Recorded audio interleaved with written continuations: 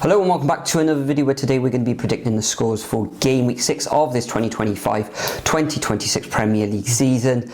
Last week, Nathan, we had a bit of a mare, you could say, overall. You finished the week on 5 out of 10 results with 1 perfect score, and myself just the 4 out of 10 results, but I had 2 perfect scores.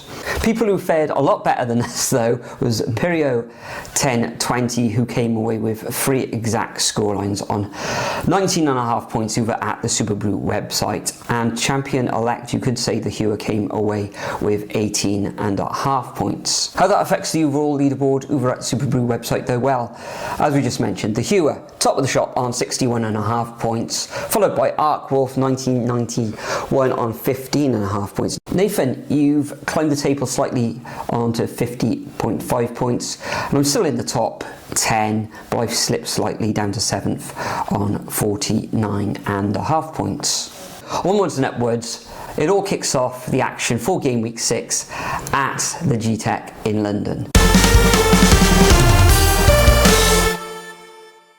Yeah, so starting off at 12:30 on TNT. Both teams this season already haven't really been impressed with. Man United, I do think that 2-1 against Chelsea was a bit of a blip.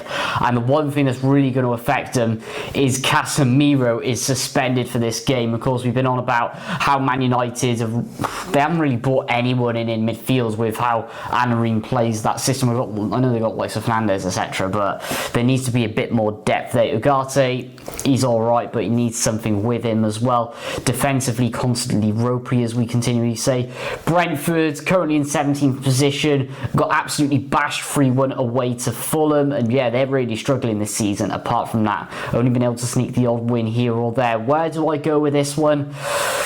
It's really hard because both teams on their day can be absolutely shocking, as we've already seen this season, but I think Brentford were just a bit more astute, and I think the loss of Casemiro is going to be massively affected there, so I'm going to go 2-1 to the Bees. Didn't he come off the bench though last week, Casemiro, in that fixture?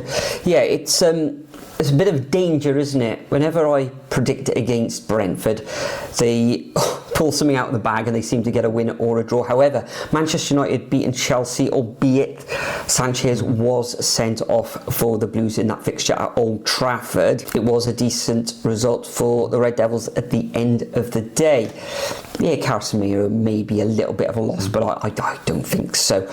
Interestingly, Brentford have only beaten Manchester United twice in their last 10 meetings, and the Red Devils probably got a little bit of confidence going into this fixture after that win against Chelsea. So for me, I'm going to go for a little bit of surprise. I'm going to go for a Manchester United away win. I'm going to go for Brentford 1, Man United 2. I'm talking about Chelsea. They're up next in their 3 o'clock fixture against Brighton. Now, Brighton have struggled on the road this season so far. They've only won 1 game out of their 5 Premier League fixtures as well. Currently find themselves in 14th position. Chelsea currently in 6th in the table, 2 wins, 2 draws and a loss, but Chelsea have yet to concede a goal at home at Stamford Bridge. And incidentally, Chelsea have won the last 3 meetings at Stamford Bridge in this fixture against Brighton. So it all points towards a Chelsea win. And if you also take into account that Brighton have only beaten Chelsea once in their entire history at Stamford Bridge. But of course, there was the huge years between probably the early 2000s, going back to probably the 1930s or something like that. I remember, yeah, Brighton were in the first division in the early 80s, but I think Chelsea were in what is now the Championship. So for Chelsea, João Pedro has been banging them in. He's top scorer with 2, but he's assisted 3. With Brighton, though, they're not really hitting the back of the net too much. They've got 6 goals in their first 5 games. Looking at the odds for this one, and it's all pointing towards a Chelsea win with, in the decimal, 1.75 for the Blues. Then we've got a draw at 3.8 and an away win at 4. So for me, it's all pointing to a Chelsea win, and I'm going to go for a 2-1 home victory. Yeah, I'm going to go for a Chelsea win probably in this one as well. Brighton, they've just been too inconsistent to start the season. Good at home, just away can be quite ropey at times, going especially in defence as well. They do like to bottle it. Like, they did throw away that 2-goal lead against Spurs, didn't they? Which does worry me a little bit. And I just think in general, the attacking prowess that Chelsea really do have at the moment, and they're going to want to bounce back with that Sanchez stupidity from last week as well. So yeah, let's go 2-1 to Chelsea. I do think Brighton will score though. Next up, Palace against Liverpool down in South London. Now, what can we say about Ekitike in the Carabao Cup last night? What was it? 85th minute sort of winner. You're on a booking, absolute stupidity. So within his right to be called out, and of course he's banned for this weekend. Massive loss for Liverpool, but Isak's starting to build up his minutes. Interesting to see what he sort of develops. Liverpool currently top of the shops, 5-5, just looking absolutely fantastic. But Crystal Palace looking fantastic, haven't lost either this season. Sarah Mateta just absolutely looking ridiculous. Don't think they're in European action this week just because the Conference League starts in a couple of weeks, so I think they're still in Carabao Cup at the moment. But I am liking what Palace are doing at the moment, and Liverpool losing Ekitike, I know it's not the end of the world, but I think it is going to be a bit of a blow for them. But the thing, I just can't not back Palace at the moment. Fantastic 1-1 draw. Yeah, I was thinking this. I thought it was going to be, or it is going to be tough for Liverpool at Selhurst Park. However, we know that Sarah's missing, Edouard, except Mateta up front. But who's impressed me is Pino in midfield, and it looks like he's going to be out for this fixture. So I'm going to give it to Liverpool, just edging out the Eagles here, and I'm going to go for a 1-0 away victory to Liverpool. Next up, we got Leeds coming up against Bournemouth, and Leeds, for a promoted team, have done quite well, haven't they? They currently reside in 12th position in the league. I don't think they've lost at home either, and incidentally they haven't actually conceded a goal at home last week. What a goal by Starch, wasn't it, to open the scoring in that victory against Wolves. In the head-to-head for these two teams, well, they played each other 15 times and Leeds have won 11 and 2 draws, and just the 2 wins for Bournemouth. But of course they haven't really recently played each other in the Premier League. Semenyo for Bournemouth looked really good this season. Also Brooks as well, he was unlucky with that offside goal last weekend, and could have won the match for the Cherries. Bookies odds for this one, well, it's a home win of 2.88 to Leeds, a 3.2 for the draw, and an away win of 2.54. So they're favouring Bournemouth in this one. I think there'll be plenty of goals because they do both like to attack, and with the Elland Road crowd behind Leeds, I fully expect them to go at Bournemouth. So I think it's going to end up in Desmond's. I think there'll be lots of goals, 2-2. For me, this is a straight up goal fest like the last time it was back in 23, I believe it was. Bournemouth, I just can't not back them at the moment with their front line. Evan Nielsen, Semenyo, who's just been different gravy this season. David Brooks chipping in with a couple bits and pieces in there as well. The Daniel Farke team going forward is always fairly alright in the Premier League. It's just defensively they can be an absolute horror show at times, and we've seen that with Leeds before in the Championship as well. So for that reason, I'm going to go for a 3-2 to Bournemouth. We might see the return of Daniel James and Gnonto as well for this one. That'd be very good for Leeds if they can get them back. But next up, Manchester City against Burnley. Now, Man City drew with Arsenal away. Of course, that last-minute chip, wasn't it? They're in action tonight as well in the Carabao Cup. They are in action tonight. Whereas, talking about the Carabao Cup, Burnley being absolutely dumped out by Cardiff City last night, where they did have a lot of changes. They had a lot of changes, but their performance, this is my opinion, I can't tell if we were absolutely fantastic or Burnley were just really poor. Everyone has my reservations, of course, on Scott Parker Ball. I think Pep is going to absolutely exploit that. Haaland has already got 6 goals this season for that reason as well. They do have a lot of injuries, but they always seem to manage apart from that, don't they? And I think for that reason I'm going to go 3-0 to Man City, but very well might be more. Yeah, I'm going to go for the 3-0 as well, Nathan, even with those injuries. Kovacic, Cherki, Mamouche still out. And Jayden Anthony, he's been rattling him in for Burnley this season. As you can see, we've the batteries have run out on the other camera, so we've reverted to the DJI Pocket Pro. Anyway, hope hopefully that's not distracted too much as it has for us. But Man City home winner on the 1.14, an away winner 13-1 to Burnley. Can't see that happen. I'm going to go for a Man City victory of 3-0, same as you, Nathan. Next up, 5:30 live on Sky in the UK. We've got Nottingham Forest coming up against Sunderland. Now, last weekend, Nottingham Forest, who are currently in 15th position, carved out a 1-1 draw away against Burnley. Burnley a little bit resolute at home, not too clever away. And Sunderland have been flying this season, currently in 7th position. However, it has been now 2 draws on the bounce. As for the form guide, well, Nottingham Forest have only beaten Sunderland twice in their last 12 meetings. The last time they played, Sunderland actually won this fixture where they won 1-0. That was the year they got double relegated as well, back in 2017, wasn't it? Top scorer for Nottingham Forest at the moment, Chris Wood, on just the 2 goals, but there's no top scorer for Sunderland on more than 1 goal. For me, it's pointing to a Nottingham Forest win. Nico Williams with a fantastic strike last week as well. I think Forest will just edge this one. I'm going to go for a 1-0 home win. I'm actually going to go for a Sunderland win here. Yes, I know they've had a you could say Sunderland have had a fairly easy-ish start to the season. I know for any promoter clubs, no game is easy, especially, but with some of the fixtures they've had and where some teams are, then it's not a surprise really, obviously minus that Burnley bit. But the thing that gets me is obviously Forest are actually in European action tonight, playing Real Betis in the Europa League, so Sunderland have got that bit of a break, whereas Nottingham Forest don't. And on top of that as well, of course, Forest at the Carabao Cup after being destroyed by Swansea in the last couple of minutes in Postecoglou's second game, so things aren't looking tidy there at the moment. I think Sunderland will grab their first away win. Moving on, 8 o'clock on Sky. What utter woke nonsense is this? Spurs against hapless Wolves. Wolves have lost all 5 on the bounce. They're really not looking tasty. I know Vitor Pereira's trying to do what he can, but it's not looking great. I just think there's a massive concern with that squad in general for me. But they just look way off it at the moment.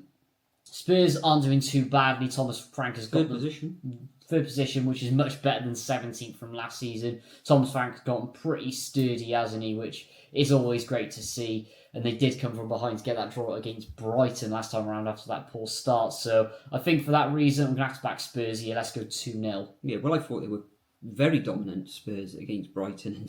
And a little bit unlucky to be 2-0 down, and in the end it did end up in a draw. But I think they should have taken all 3 points in that fixture against the Seagulls. Solanke, on his way back from injury, whether he'll make the starting lineup, I doubt, because Richarlison has been knocking it in the goals for Spurs. Wolves will make it difficult for Tottenham, though. I think they've won 4 of their last 5 matches in this fixture, and they'll be going away to London as well, looking to pick up their first points of the season, because it's woeful at the moment, isn't it? Second lowest scorers in the league with just the 3 goals. It's only Aston Villa who scored less than them. But I think it's going to be too difficult here for Wolves, especially against Tottenham, who've done really well so far at the beginning of the season. So I'm going to go for a Spurs victory 2-0.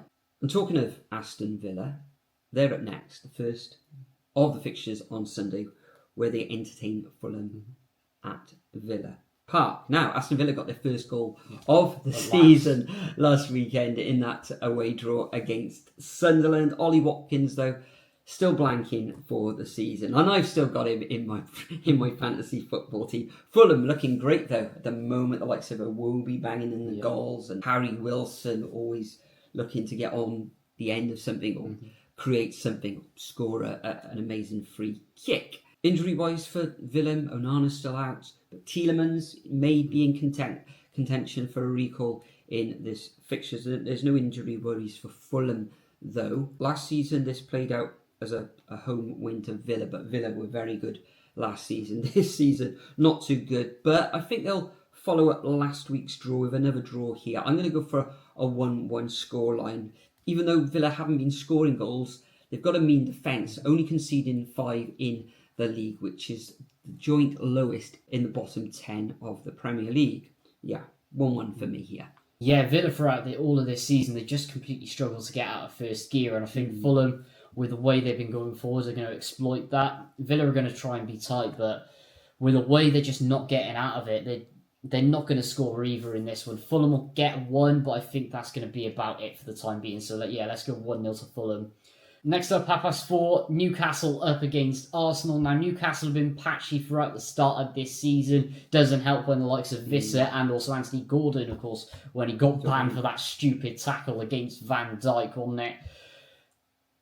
But drawing quite a few games, they had that close encounter against Liverpool, but everyone seems to be turning up against Newcastle at the moment where they're grafting out results. Arsenal, very patchy at times. They just about survived against Man City to salvage a point. And apart from that, they've absolutely been banging in the goals. Gyökeres, have still got my reservations on him, as everyone can imagine. So it's going to be tough where I'm going to go with this one. But the one thing I will say is Newcastle's form against Arsenal at St James's Park, and in general, Newcastle's form against St James's Park. So for that reason, I'm going to go for a tight 1-0 to the Magpies. Wow, yeah. Decent form against Arsenal at St James's Park, but Arsenal have won 21 of their last 30 meetings against the Magpies, but they are playing in front of their home crowd.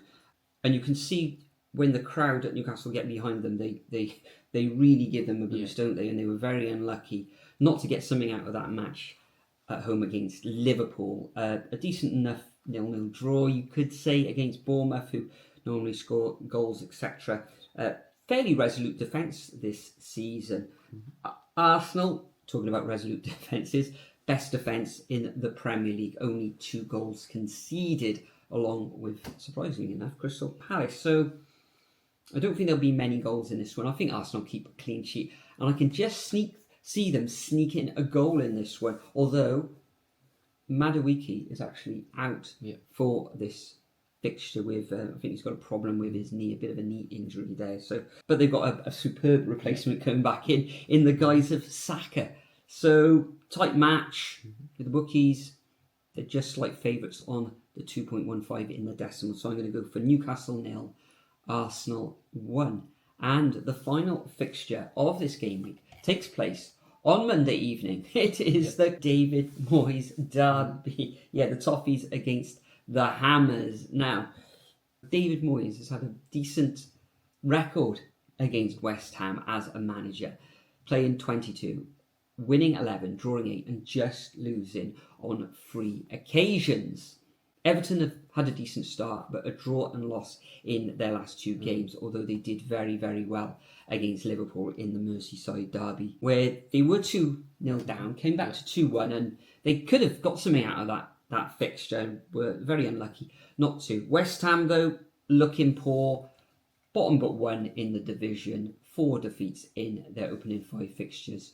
A loss against London rivals Crystal Palace 2-1 at home last weekend, and I think they're going to concede the same number of goals here on Merseyside, and I can see Everton winning this one 2-0. The bookies tend to agree with a 1.75 in the decimal for the home side. Yeah, Everton looked really tidy this season, and even then going forwards, Njai, fantastic. He's pretty much going to be their player of the season. Lots of negativity surrounding West Ham at the moment, and the last thing you want to do is go to Everton at the New Hill Dickinson at the moment, where they're just looking absolutely fantastic, which is very, very rare for a new stadium in the Premier League. So I think for that reason, Everton are going to grind it 1-0. 1-0, and West Ham, leakiest defence in the Premier League with 13 goals conceded. So those are our predictions for game week 6. Make sure you do leave your predictions over at the Superbru website. All the details are in the description, but also leave them as a comment below as well, because we read each and every comment. This weekend, I don't think we're going to be going to Wigan, so probably no vlog. Nathan, no, I doubt it very much, but we'll wait and see. You never know. Maybe next Tuesday, I think. Burton, Home. So look forward to all the vlogs over on Nathan's channel. Thanks for joining us once again. Thank you, Nathan, as well. Enjoy the Premier League action over Saturday, Sunday and Monday, and we'll see you all in the next video. Hey, I got something to say. I'm just so sick of hearing everyone complain. lane. I know it's tough and I know there's pain, but hitting bottom is the only way to change. So I'll keep hustling, you